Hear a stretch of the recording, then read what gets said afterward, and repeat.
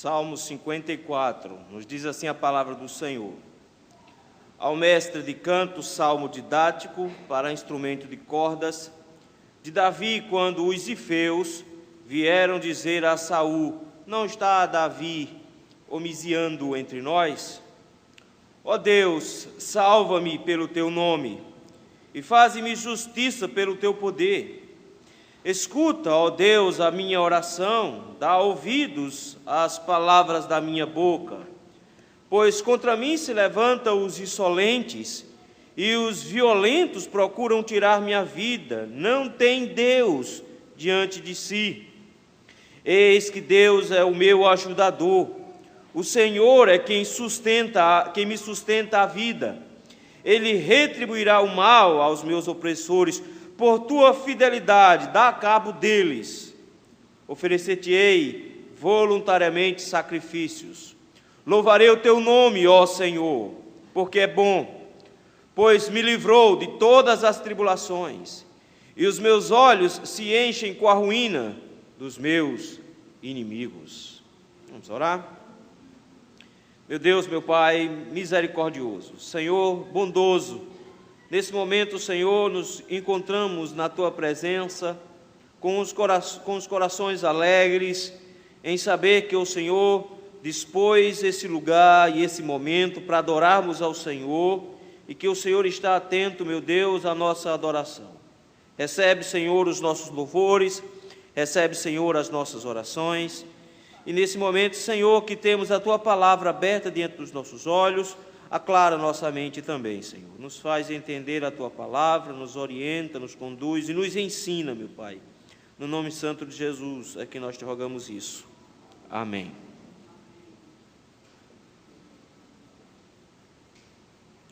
Na metade do primeiro século antes de Cristo, o Caio Júlio César tinha acumulado muito poder no Império Romano. E ele estava tão poderoso que, de alguma forma, ele começou a mexer com a aristocracia. E muitos começaram a ficar preocupados, porque pensavam eles que ele iria derrubar o Senado, ia reimplantar a monarquia. Por conta disso, com essa impressão de que ele ia reerguer a monarquia, os próprios senadores, na época chamados libertores, começaram a pensar em como deter Júlio César. Vem aí a ideia, então, de um deles se levantar contra Júlio César e cometer um assassinato. Esse foi o plano logo no início. No dia 15 de março do ano de 44 a.C., começaram a reunião dentro do Senado, já pretendendo matar Júlio César. Um amigo dele, chamado Marco Antônio, corre, avisa que está havendo uma reunião e um alvoroço lá no Senado. Vem Júlio César para ver o que estava acontecendo. Chegando lá no Senado, Marco Antônio já ficou do lado de fora, com medo de entrar, porque ele viu que o alvoroço estava grande lá dentro.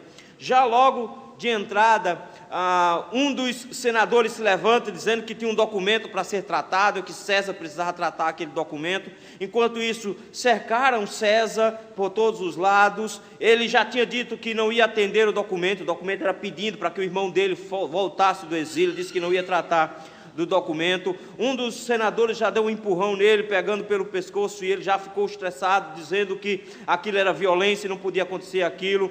Um outro, chamado Cimbro, se avança contra ele, até que um deles, chamado Casca, que era quem tinha planejado tudo, avança contra ele com um punhal. Ele, muito mais rápido, pegou o punhal na mão ainda, segurou o braço de Casca. Casca pede ajuda aos outros. E naquele momento, todos os senadores avançam com punhais para cima de Júlio César. Pelo menos 60 homens participaram daquele assassinato. Mais tarde se destacou que ele levou 23 facadas. Conta-se alguns historiadores, entre eles um chamado Suetônio, de que Júlio César disse uma última palavra. Ele disse: até você, criança. Mas muita gente acha que ele não disse nada. Mas uma frase ficou muito famosa, porque entre os senadores estava um que era muito próximo dele. Na verdade, o filho adotivo dele, chamado Brutus. E Brutus foi um dos que matou a Júlio César. E a frase ficou famosa na boca de William Shakespeare, quando fez uma peça teatral chamada Júlio César. Ele colocou uma frase na boca de Júlio César que ficou marcada até hoje, que é: até tu, Brutus. A gente ainda usa esse termo. A dor de Júlio César, na verdade, foi ver que não só ele foi traído por aqueles que eram seus pares, mas a dor de Júlio César estava principalmente de que ele foi traído pelo próprio filho, que o próprio filho armou para matá-lo. E, queridos, todos nós já enfrentamos de alguma forma algum tipo de traição, algum tipo de apunhalar pelas costas. Nós já fomos apunhalados uma vez ou outra, pelo menos uma vez na vida. Já passamos por decepções graves, mas quando essas decepções e traições vêm de pessoas muito próximas a nós, isso se torna muito mais difícil de lidar. E é justamente isso que o Salmo de número 54 está tratando. Ele está tratando de uma traição como nenhuma outra. Esses salmos, junto com o Salmo 52, o 53 e o 54, estão interligados. Se os irmãos estão lembrados, o 52 foi quando Davi foi traído por Doeg, o edomita. Esse não era nem de Israel, mas ele já tinha deduzido que esse camarada era um traidor. E ele estava fugindo de Saul, então ele foi perseguido por Saul, porque Doeg o acusou, e porque os sacerdotes não sabiam que estavam ajudando Davi, findou que toda uma cidade de sacerdotes foi morta por causa dessa situação. E Davi escreve o Salmo 52, num texto baseado em 1 Samuel 22, quando ele foi perseguido por Saul por causa da traição de Doeg. Quando nós andamos um pouquinho mais, ainda em 1 Samuel 22, nós vamos ver que Davi é traído por outra pessoa. Ele também é enxotado por Nabal, um homem que o próprio nome já dizia, era um tolo, que deixou Davi extremamente furioso, porque não queria aceitar Davi, e por causa da traição de Nabal, e porque Nabal era um homem insensato, Davi escreve o Salmo 53, e fala de um homem tolo, que não conhece a Deus, que se corrompe e que igualmente trai. O Salmo 54 é também um caso de traição. Da mesma maneira, são todos capítulos próximos um do outro. O que aconteceu aqui, na verdade, meus irmãos, é que Davi estava fugindo de Saul e foi para uma região de deserto chamada Zifé. E dentro dessa região havia um grupo da tribo de Judá. E quem morava ali era justamente o pessoal de Zif, chamado no texto aí de Zifeus. Eles eram da tribo de Judá. O mais terrível nisso tudo é que o texto vai nos dizer logo um pouquinho antes que Davi os protegeu dos filisteus. Davi, junto com os seus homens, organizou uma brigada e protegeu os zifeus dos filisteus. Não só uma vez, mas se você chegar no capítulo 25 e 26, Davi protege os zifeus 2 vezes. Por 2 vezes Davi arriscou o pescoço para proteger os zifeus. E o que é que os zifeus fazem? O texto nos diz que eles, morando a cerca de 25 quilômetros do Hebrom, de onde Davi estava escondido, eles disseram: Davi está morando com a gente. E mandaram avisar a Saul, dizendo: Davi está morando aqui próximo e a gente pode dizer onde é. E aí é quando Saul vai procurar Davi para matar por conta dos zifeus. Davi de novo está sendo traído. De novo, mas agora é diferente. Porque lá no Salmo 52 era um edomita. No Salmo 53 era um louco, era um tolo, um homem ignorante. Aqui no 54 não. Aqui no 54 é um irmão.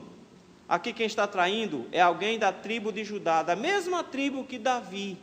É alguém que era seu irmão de sangue. Davi então, sentido, doído por causa dessa traição, daí angustiado por causa dessa situação, escreve o Salmo 54. E em meio à sua experiência de buscar socorro em Deus, em meio a uma traição, ele nos mostra justamente que caminho percorrermos quando passarmos por situação parecida.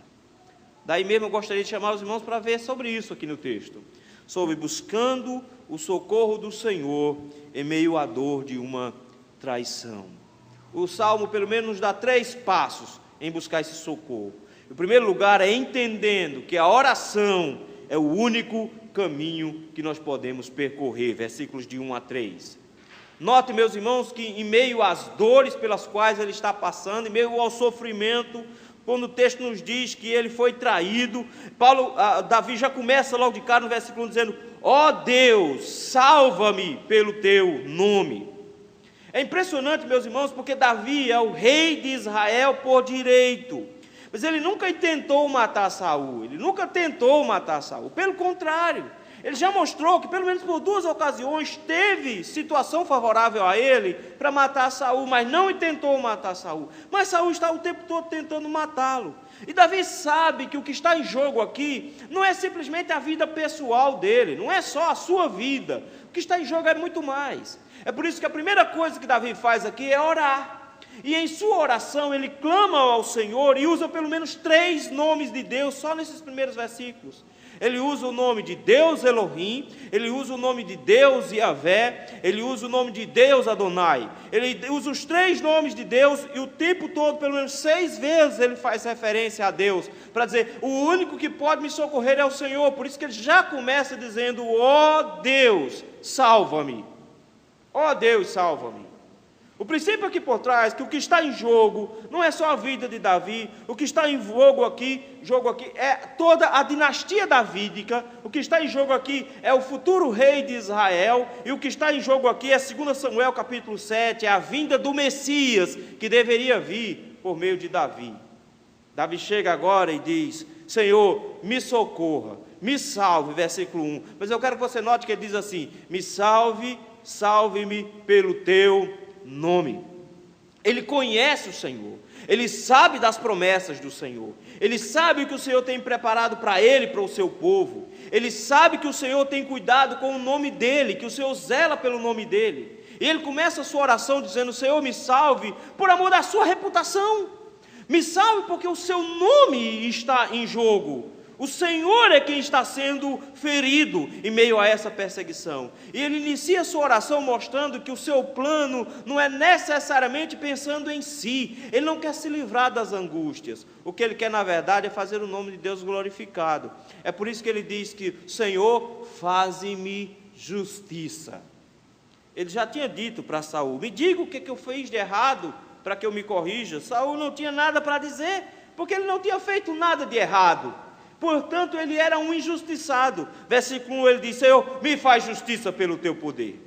O clamor dele, meus irmãos, mais do que por escapar, é por ser julgado, e julgado de forma prática.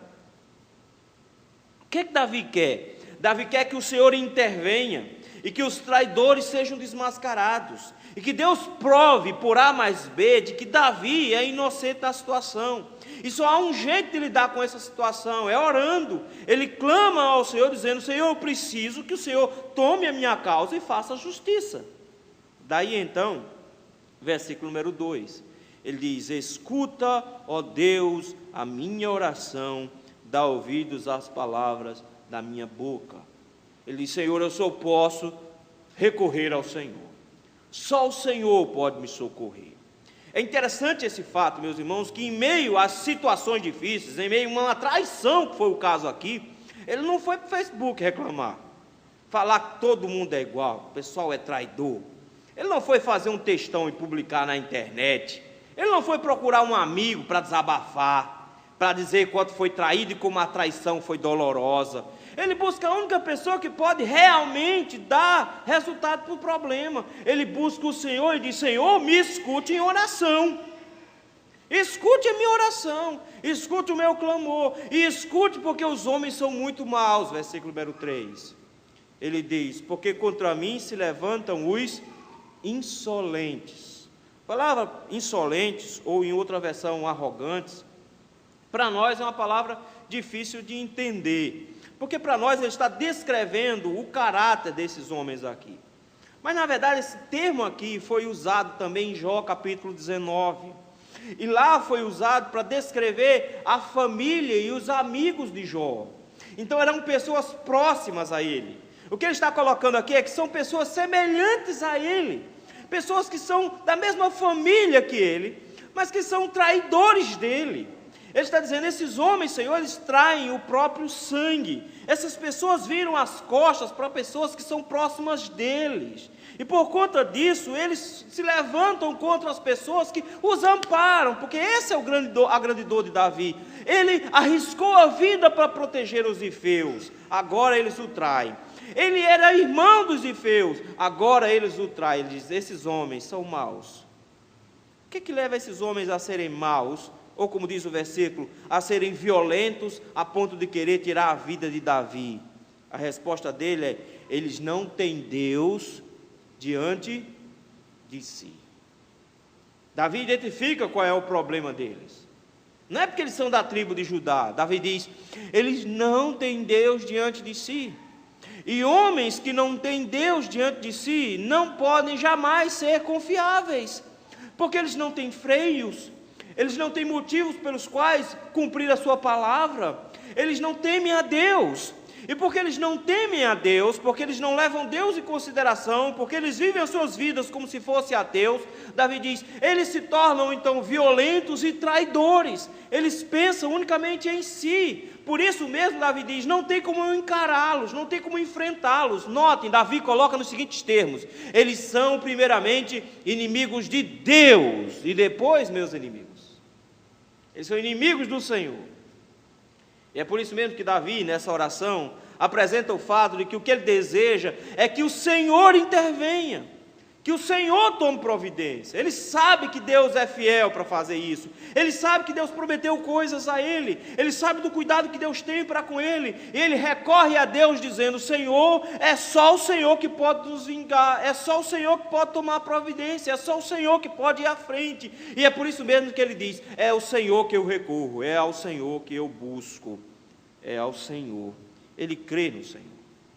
Isso é importante, meus irmãos, porque quando a gente se sente traído, quando a gente se sente angustiado por causa das pessoas, o grande princípio por trás que o salmista nos ensina é o mesmo princípio que Jesus vai ensinar. Só tem uma coisa a fazer: ao invés de reclamar com os outros, a espalhar para todo mundo que fulano te traiu, ele diz, você tem que contar para Deus.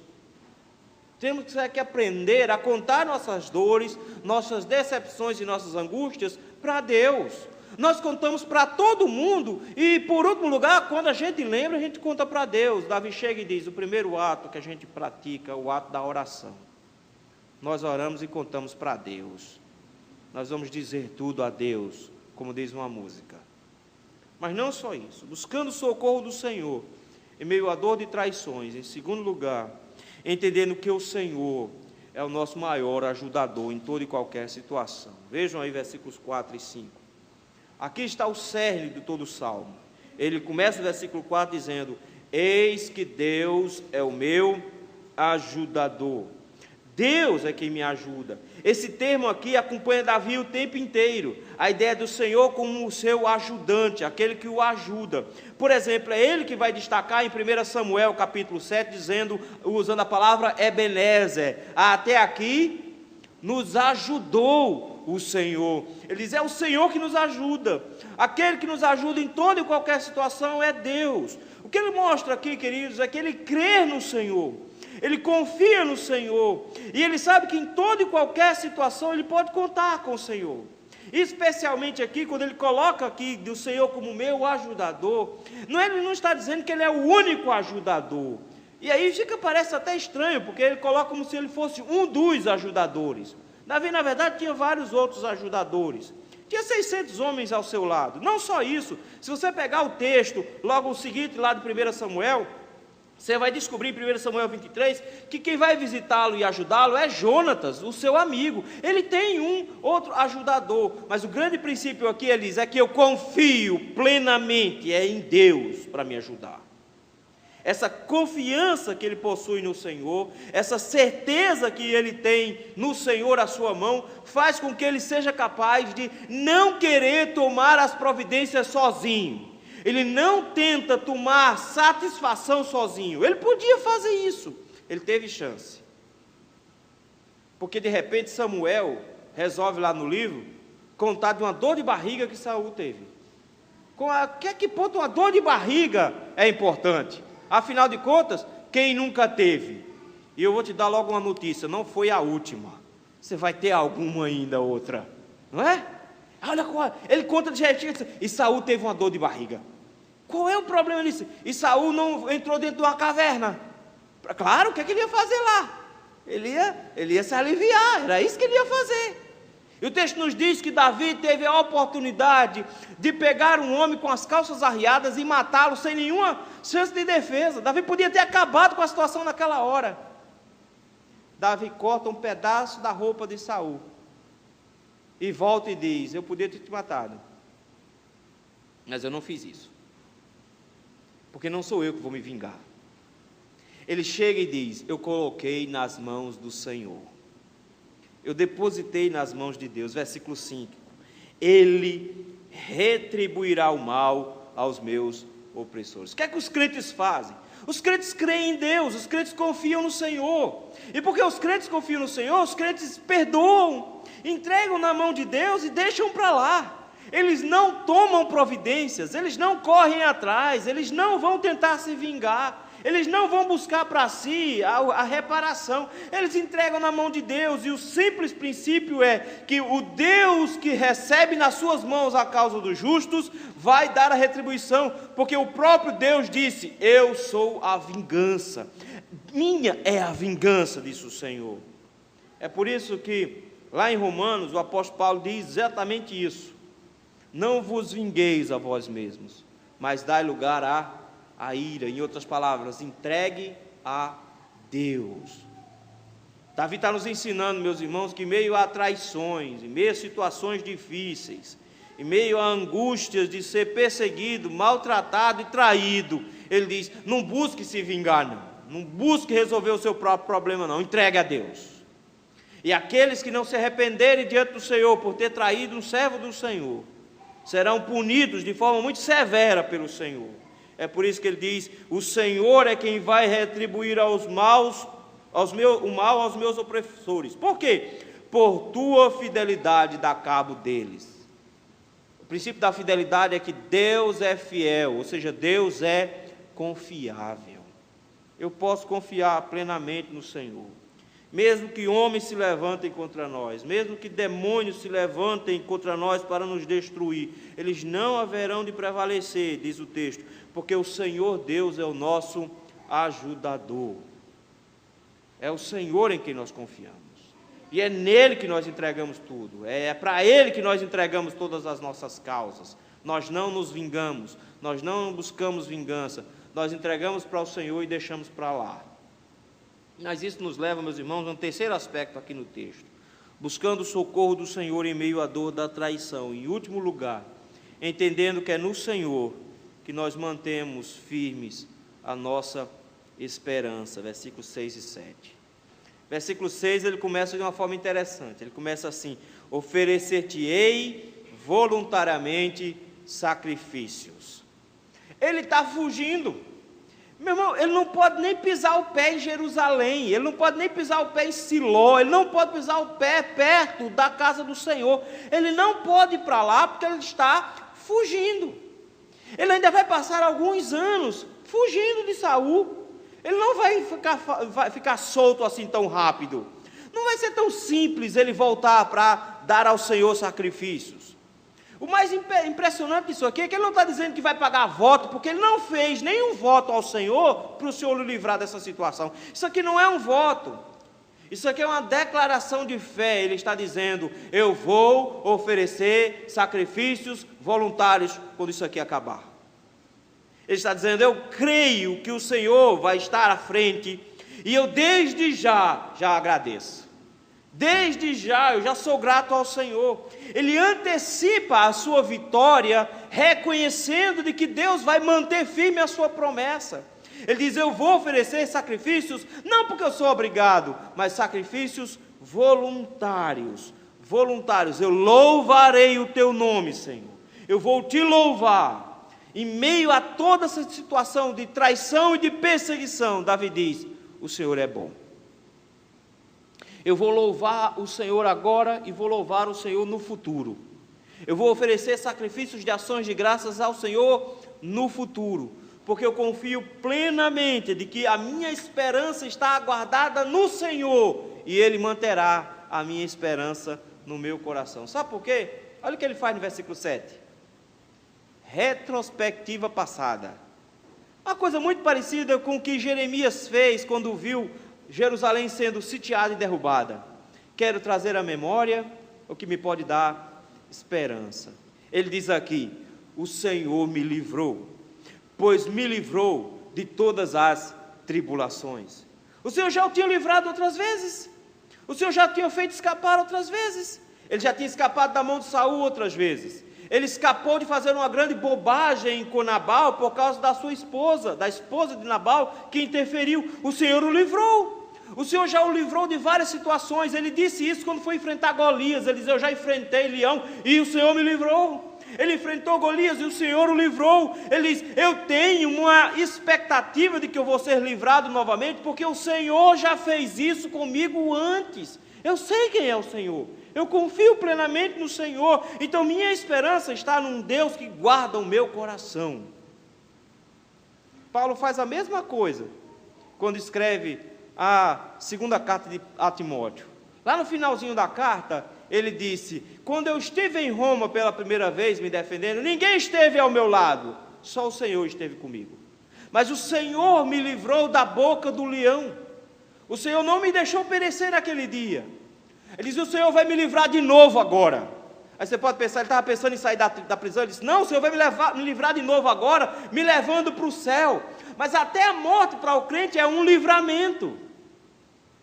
A morte para o crente não é um castigo. A morte para o crente é o fim de suas dores. Paulo diz: a morte para mim é Deus me livrando. Davi diz: o Senhor me livrou de todas as tribulações. Eu nunca passei por um problema que o Senhor não tivesse me dado condições de sair dele.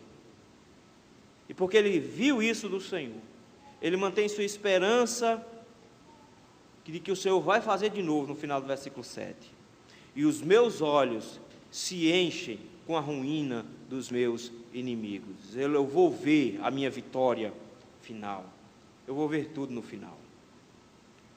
Queridos, esse salmo tem pelo menos duas aplicações bem distintas. Uma primeira aplicação, Matthew Henry coloca isso de forma muito bonita. Diz: é impossível olhar para o Salmo 54 e não ver a obra de Jesus Cristo. É impossível não ver os irmãos de Jesus traindo a Jesus. Jesus foi traído, meus irmãos, por muita gente. Primeiramente, ele foi traído pela multidão, que no início da semana estava dizendo: hosana ao filho de Davi, mas no final de semana estava dizendo: crucifica-o, crucifica-o, crucifica-o. Ele foi abandonado por todos os seus. A Bíblia nos orienta, nos ensina de que todos os seus discípulos fugiram quando ele foi atacado. Um dos seus discípulos, Judas, o traiu, beijando com símbolo de carinho, traiu a Jesus. Um outro discípulo, que era todo machão, que disse que morria se fosse necessário, mas nunca trairia o Senhor, o próprio Jesus já tinha advertido que ele iria trair 3 vezes antes do galo cantar. E foi isso que ele fez, traiu Jesus 3 vezes antes do galo cantar. Todos traíram Jesus. Mas a única coisa que sustentou Jesus o tempo inteiro foi saber que Deus o ajudava. Ele estava o tempo todo em oração ao Senhor. E de que quando ele estava na cruz do Calvário, quando todos o abandonaram, ele ainda sabia de que o Senhor podia estar com ele. O Senhor estaria ao lado dele. E ele ora pelos seus inimigos. Ele ora rogando que o Senhor os perdoe. Não guarda em seu coração rancor contra aqueles que o matavam. Mas ele tinha certeza de que ia acontecer uma coisa muito terrível em Jerusalém. Porque enquanto andava pela Via Crucis, disse para as mulheres que estavam chorando do lado: não chorem por mim. Eu sou lenho seco queimando, lenho verde queimando. Choro pelos seus filhos, eles são lenha seca, eles vão morrer. E porque Pilatos traiu a Jesus, lavando as mãos e não o inocentando, foi arrastado pelas mesmas ruas onde Jesus deixou sangue. e amarrado num cavalo, deixou pele espalhada por toda Jerusalém, nos mesmos lugares onde Jesus deixou o sangue escorrendo. Porque morreram todos os jovens daquela geração, porque quando Roma invadiu Jerusalém, matou todo mundo, e foi tanto sangue derramado, que por anos seguidos não se precisou adubar a terra ao redor, tamanha quantidade de sangue que foi derramado na terra, naquela região. O Senhor foi vingado, porque Cristo simplesmente colocou nas mãos do Pai o seu coração. Mas isso também tem uma lição para a gente, aqui hoje. É de que eu preciso aprender a lidar com as traições. Eu preciso aprender a lidar com as pessoas que levantam contra mim o calcanhar. E a forma correta de lidar, em primeiro lugar, não é ir para o Facebook, para o WhatsApp, escrever um textão e ficar reclamando da vida. Não é procurar todos os irmãos da igreja e compartilhar para orar o irmão que traiu você. E ficar contando fofoca por tudo quanto é canto, reclamando do irmão que traiu você. Ele só tem uma pessoa que precisa ouvir das dores da sua traição, que é o Senhor. A gente precisa aprender a colocar os nossos problemas em oração primeiro, antes de qualquer coisa. Ele nos ensina, meus irmãos, que se você foi traído por alguém, comece a orar ao Senhor. Em segundo lugar, aprenda a confiar no Senhor. Ah, pastor, mas porque eu não for o senhor, eu fui traído lá no meu trabalho, e eu fiquei desempregado por conta disso. E daí, meu irmão? E daí, qual é o problema? Continue confiando no Senhor. Se traição no trabalho aconteceu, e você perdeu promoção, ou você perdeu o emprego por causa de uma traição, continue confiando no Senhor. É Ele o seu ajudador, e não o seu próprio braço. Ou você acha que o emprego que você conseguiu é porque seu currículo era bom? Tem um bocado de engenheiro, arquiteto, gente com formação muito boa aí, tentando arranjar um trabalho, não arranja. Com um currículo excelente, mas não arranja, porque quem nos dá o sustento é o Senhor. E a gente precisa entender que nós temos que confiar no Senhor e entregar tudo nas mãos do Senhor. E depositar nas mãos dEle aqueles que se levantam contra nós, aqueles que tentam nos ferir, entregar ao Senhor. Primeiramente dizendo: Senhor, se o Senhor tem algum plano, salva aquele miserável. Salva para que ele vire meu irmão em Cristo para me trair, para de me maltratar. Mas se não for, Senhor, alivia o meu coração, porque eu não posso ficar guardando raiva dessa pessoa. Eu não posso guardar rancor no meu coração. Não posso guardar mágoa no meu coração. Não é porque a mágoa faz mal a mim. Não é porque a mágoa faz mal a mim. A mágoa impede o meu relacionamento com Deus. Isso é muito pior. Não perdoar o meu irmão me impossibilita de ser perdoado por Deus. Isso é muito pior. Eu preciso perdoar, mas eu entrego na mão do Senhor. E o que é que eu faço? Depois de ser traído, maltratado e angustiado assim, ele fez: você louva ao Senhor, meu filho, porque Deus é bom. Você louva ao Senhor, porque Ele vai resolver os seus problemas tudo no final. Porque no final das contas Ele vai dar cabo de todos os nossos inimigos. Ou eles vão se tornar os nossos irmãos em Cristo, ou eles vão para o inferno. Não tem problema, eles vão ser resolvidos o problema deles. Deus vai dar cabo de tudo no final. Ele diz: então descanse e louve a Deus, glorifique ao Senhor pela vitória que o Senhor ainda vai te conceder. Do mesmo jeito que Jesus, ainda na cruz, anteviu aqueles que seriam salvos e se alegrou nisso. Veja o Senhor com antecedência e louve ao Senhor com antecedência, mesmo que as situações não mudem. Mas existe um último aspecto que eu gostaria de destacar aqui, juntando os dois. É que nós somos traidores. É que nós somos traidores. Nós traímos o Senhor o tempo inteiro. Nós somos os responsáveis por Ele estar na cruz. Nós traímos o Senhor. Mas aqueles traidores que se rendem aos pés de Cristo, Ele perdoa e traz para junto de si e restaura completamente. Nosso desafio hoje, então, é olhar para Cristo na cruz do Calvário, sendo traído e entregando tudo nas mãos do Senhor, mas ao mesmo tempo no seu perdão, restaurando o bando de traidor que somos nós, e sendo restaurados à sua plena comunhão, de tal maneira que hoje de noite Ele botou uma mesa para a gente comer com Ele. Não é uma questão só de, não, eu perdoo, mas ele fica lá e eu fico aqui. Isso não é perdoar, não. Perdão é quando ele bota a mesa e diz, vem jantar comigo.